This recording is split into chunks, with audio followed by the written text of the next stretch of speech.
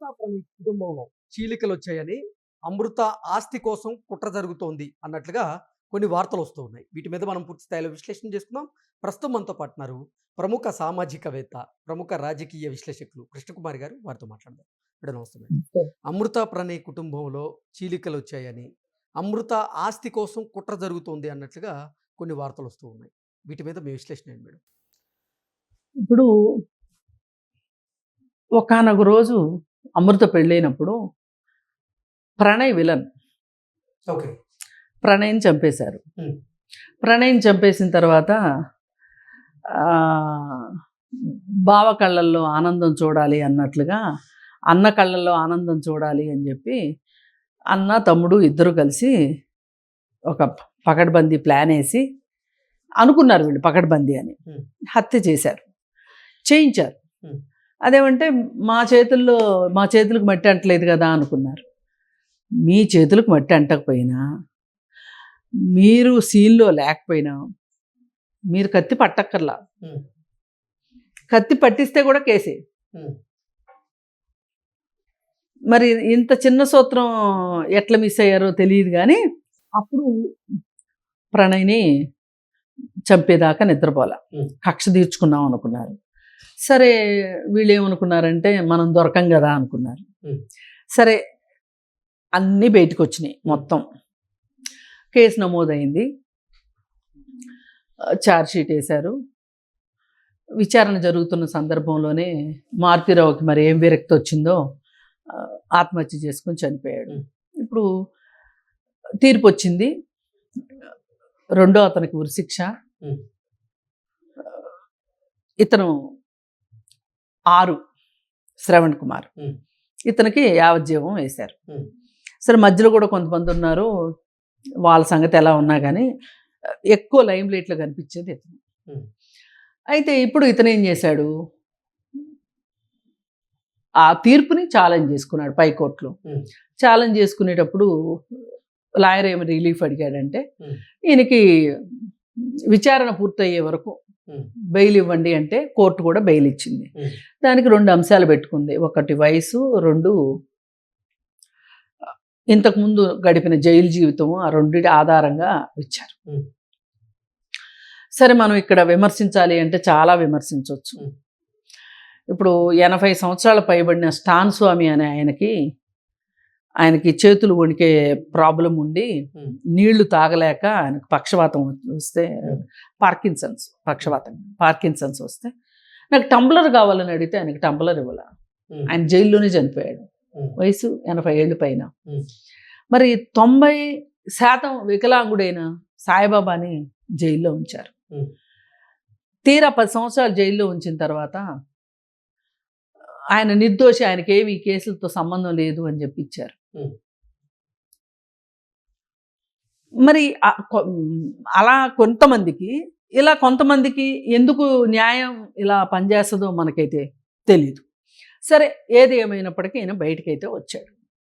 బయటకు వచ్చినోడు వచ్చినట్టు ఉండకుండా ఒక దీనిని ఎక్కడ అమృత ఛాలెంజ్ చేస్తుందో అని ఇప్పుడు బయటకు వచ్చిన దగ్గర నుంచి సహజంగా మగవాళ్ళ చేతుల్లోనే ఆస్తులు ఉంటాయి. అటు మారుతీరావు కావచ్చు, ఇటు శ్రవణ్ రావు కావచ్చు, వాళ్ళ చేతిలోనే ఉంటాయి. మారుతీరావు భార్యకు కానీ, శ్రవణ్ కుమార్ వైఫ్కి కానీ వాళ్ళకి పెద్దగా ఆస్తుల గురించి తెలిసే అవకాశం ఉండదు. పైగా వాళ్ళకున్న పరిమితమైన జ్ఞానంలో, పరిస్థితుల్లో, అవకాశాల్లో వాళ్ళ ఆస్తుల గురించి ఏమీ చేయలేని పరిస్థితి ఉంటుంది ఆడవాళ్ళకి. ఈ ఆస్తుల విషయంలో మటుకు రాజ్యం మటుకు మగవాళ్ళదే ఉంటుంది, మనకు తెలియంది ఏమీ లేదు.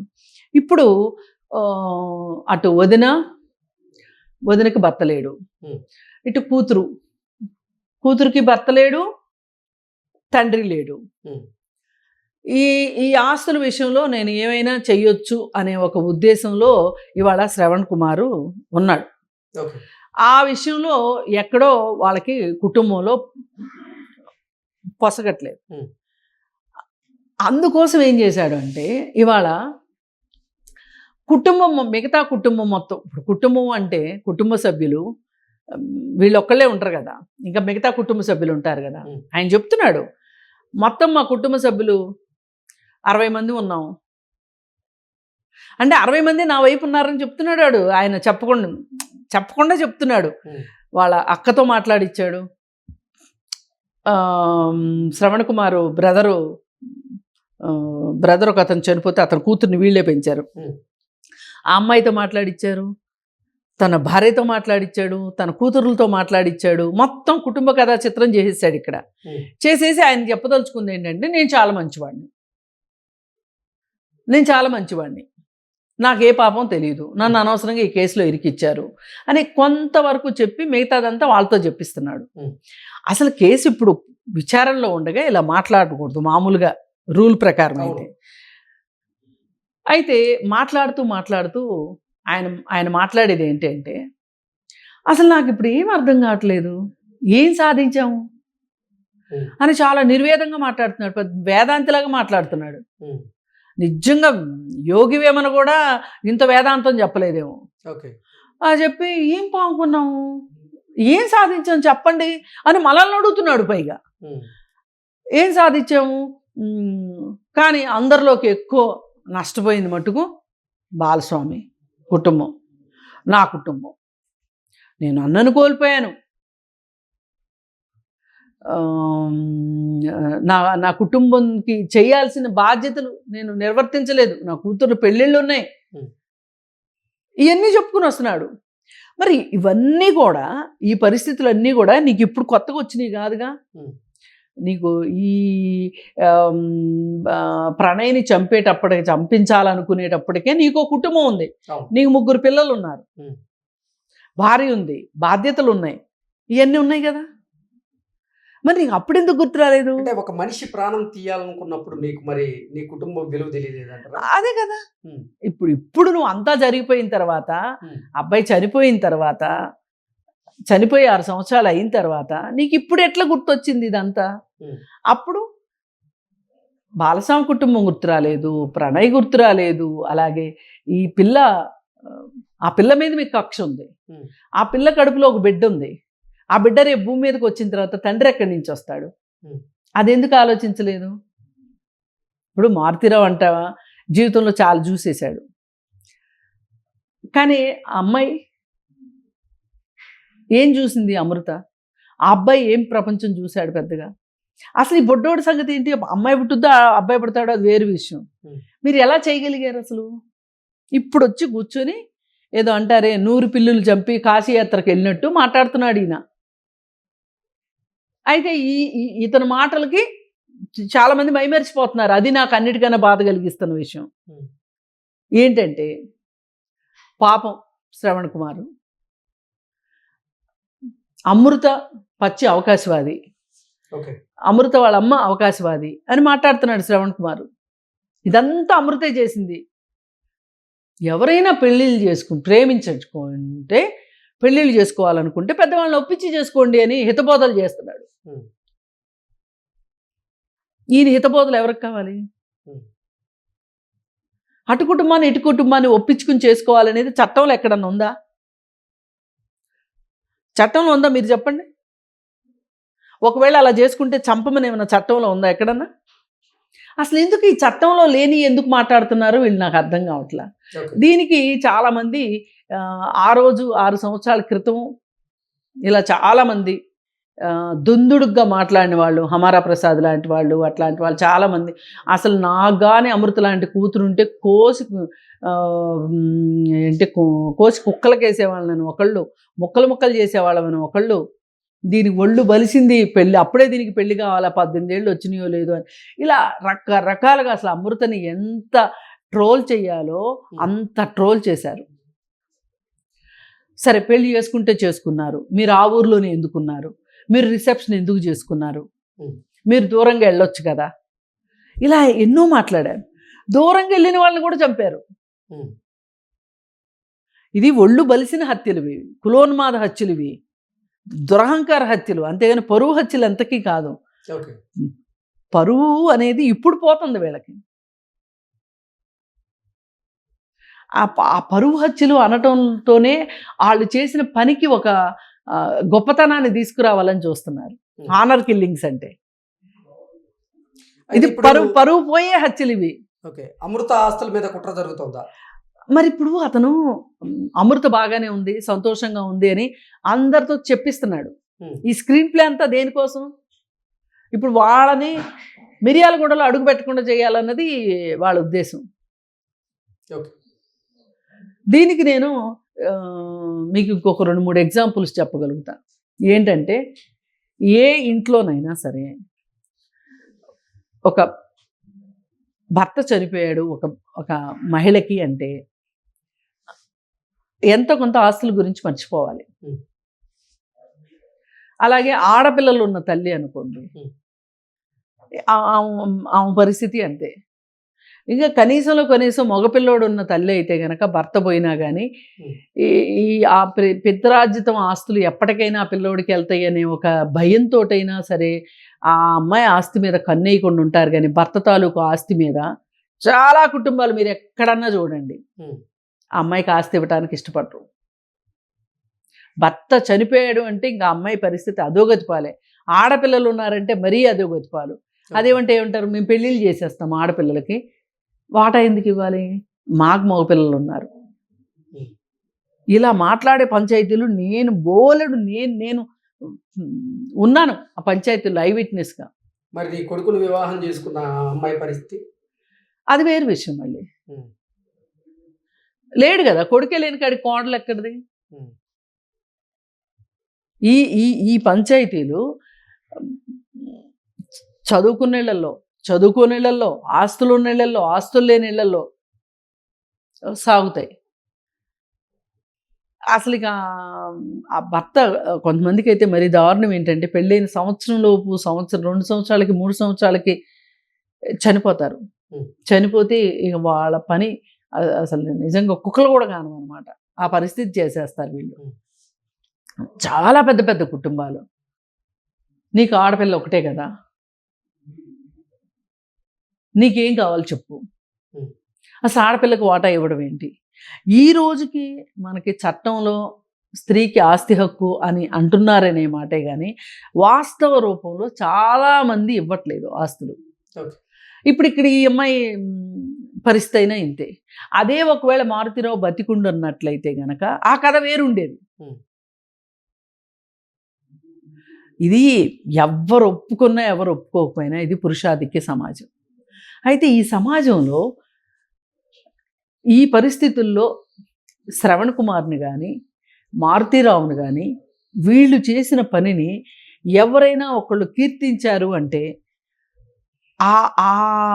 దాని ప్రభావం ఈ కీర్తించిన వాళ్ళ కుటుంబాల్లో రాదు అని అనుకుంటే అది పొరపాటు. మొన్న రంగనాథ్ గారు ఒక ఇంటర్వ్యూ ఇచ్చారు ఇతనికి బెయిల్ వచ్చిన తర్వాత. ఇంటర్వ్యూలో అప్పుడు విచారణ జరిగేటప్పుడు ఏం జరిగింది ఏంటి అవన్నీ చెప్పుకుని వచ్చారు. దానిలో ఒక ఇంపార్టెంట్ విషయం ఏంటంటే మారుతీరావు ఎట్టకేలకు నోరిప్పాడు, ఒప్పుకోవన్నాడు. ఒప్పుకున్న తర్వాత సరే ఇదంతా చేసావు బాగానే ఉంది, అసలు అదే ఆ అబ్బాయి గనక ఏ ఐఏఎస్ ఆఫీసర్ అయితే గనక నువ్వు ఈ పెళ్ళికి ఒప్పుకునేవాడివా కాదా అంటే ఖచ్చితంగా ఒప్పుకునేవాడిని అని అన్నాడంట. అదే ఒకవేళ మీ కులంలోనే డబ్బులు లేని అబ్బాయి అయితే ఒప్పుకునేవాడివా అంటే ఒప్పుకునేవాడిని కాదు, కానీ చంపేవాడిని కాదేమో.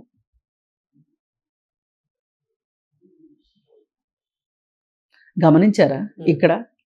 ఇక్కడ ఉన్నది ఏంటంటే ఎంతో కొంత కులం ప్రభావం పోతుంది, తగ్గుతుంది సమాజంలో. అలా అని మొత్తం పోయిందని నేను ధనిక పేద ఆ వర్గంతోనే ఇప్పుడు ఈ హత్య జరిగిందని ఒప్పుకున్నాడు ఆయన. ఒప్పుకున్నాడు. వర్గం వచ్చేస్తుంది, తెలుసో తెలియకో. మనం ఈ వర్గం ఇప్పుడు దాకా కులం బాధితులు వర్గం బాధితులు కాబోతున్నాం. ఇప్పుడు మేము అగ్రకులాలు అని చెప్పి విర్రవీగొచ్చు కొంతమంది. మీరు కులానికి అగ్రం కావాలి అని మీరు అనుకుంటున్నారేమో. మరి వర్గం దగ్గరికి వచ్చేసరికి పేదవాళ్ళ ధనికుల అనే దగ్గరికి వచ్చేసరికి మీరు పేదవాళ్ళు అనుకుందాం, మీ అబ్బాయి ఒక డబ్బులున్న అమ్మాయిని ఇష్టపడ్డాడు అనుకుందాం, అప్పుడు ఒప్పుకోరు వాళ్ళు, మీకు డబ్బులు లేవు కాబట్టి. మరి ప్రేమించుకున్నారు కదా అంటే ప్రేమించుకుంటారు. అసలు ప్రేమ కావాల్సి వచ్చిందా వీళ్ళకి? ఏమి ఒళ్ళు బలిసింది అప్పుడే? పెద్దవాళ్ళు చూసి చేసిందాక ఆగలేరా? ఇవే వచ్చే మాటలు. అందుకని ఎవరైనా సరే వీళ్ళని సమర్థిస్తున్నారు అంటే రేపు మీ పిల్లలకి ఆ పరిస్థితి వచ్చినా ఆశ్చర్యపోవక్కర్లా. సమాజం ఇవాళ డబ్బుకంత ప్రాధాన్యం అయిపోతుంది. అందుకే డబ్బు గురించిన మోసాలు, ఇన్ని మోసాలు జరుగుతున్నాయి. ఒకటా రెండా, ఎన్ని మోసాలు. ఏవైనా సరే డబ్బు కావాలి మాకు, డబ్బు ఉండాలి అనుకుంటున్నారు. ఎందుకంటే షో చెయ్యాలి. దానికోసం మనకంటే తెలివి తక్కువ వాడిని నెత్తి మీద చేయబెట్టడం, మనకంటే అమాయకుడు దొరికితే వాడు ఆస్తులు లాక్కోవటం, ఎట్లయినా సరే ఆస్తి కావాలి అని అనుకుంటున్నారు. ఇప్పుడు ఇంకొన్నాళ్ళు పోతే ఇది ఇంకా ఇంకా ఇంకా పెరుగుతుంది. ఈ ఎట్లాగొట్లా డబ్బులు సంపాదించిన వాడు తన కూతురు డబ్బులు లేని వాడిని ప్రేమించింది అంటే, అదే కులమైనప్పటికీ, అదే చుట్టాలైనప్పటికీ కూడా ఆ పెళ్ళికి ఒప్పుకోని పరిస్థితులు ఇప్పుడు కూడా ఉన్నాయి. ఇప్పుడు లేవని కాదు, రేపు ఎప్పుడో వస్తాయని కాదు. మరి కులం ఒకటేగా, చేసుకోవచ్చుగా మరి. అందుకని మీ పిల్లలు కూడా బలవుతారు రేపు పొద్దున. అందుకని అసలు చంపే హక్కు లేదు అనేది మాట్లాడాల్సిన అవసరం ఉంది. ఇప్పుడు చట్టంలో ఎక్కడా లేదు. మైనర్ అయితేనే ప్రాబ్లము. మైనర్ని పెళ్లి చేసుకోకూడదు. మైనర్ని కనుక నువ్వు ఒకవేళ తీసుకెళ్ళి పెళ్లి చేసుకుంటే కూడా ఆ పెళ్లి చెల్లదు, నీ మీద కిడ్నాప్ కేసు పెడతారు ఏ అబ్బాయికైనా సరే. మేజర్లకైతే ఆ ప్రాబ్లం లేదు. చట్టం అదే కదా చెప్తుంది, మేజర్ అయిన తర్వాత చేసుకోవచ్చు అని చెప్తుంది. మరి మీరు ఎట్లా చంపుతారు? ఆ చంపిన దాన్ని మీరందరూ ఎందుకు సపోర్ట్ చేస్తారు? ఇప్పుడు కూడా ఈ వీడియోల కింద కామెంట్స్లో శ్రవణ్ కుమార్ కరెక్టు, శ్రవణ్ కుమార్కి సంబంధం లేదు, మారుతిరావు కరెక్టు, అమృత దొంగ, బాగా ఎంజాయ్ చేసేస్తుంది. ఏం ఎంజాయ్ చేస్తుంది చెప్పండి? ఆ పిల్లోడిని పెంచుకోవాలా? అదేమంటే చాలా సంతోషంగా సోషల్ మీడియాలో ఉంది, ఇన్స్టాలో రీల్స్ చేస్తుంది, బట్టలు బోటిక్కులు నడుపుతుంది. అవన్నీ ఈజీగా అయిపోయే పనులు. అవన్నీ ఈజీ అయితే అందరూ చేస్తారుగా. కష్టపడుతుందిగా. ఎవరి దగ్గర దొంగతనం చేసితే డబ్బులు తెచ్చుకోవట్లేదు కదా. అందుకని మనము నిష్పక్షపాతంగా ఉండాలి అంటే గనక చట్టం ప్రకారం ఉండాలి. చట్ట ప్రకారం ఈ విధంగా ఇట్లా హత్యలు చేసే హక్కు ఎవ్వరికీ లేదు. దాన్ని ఎవ్వరము ప్రోత్సహించొద్దు. ఇది ప్రతి ఒక్కళ్ళు అర్థం చేసుకోవాలి. Okay madam, thank you. Thank you.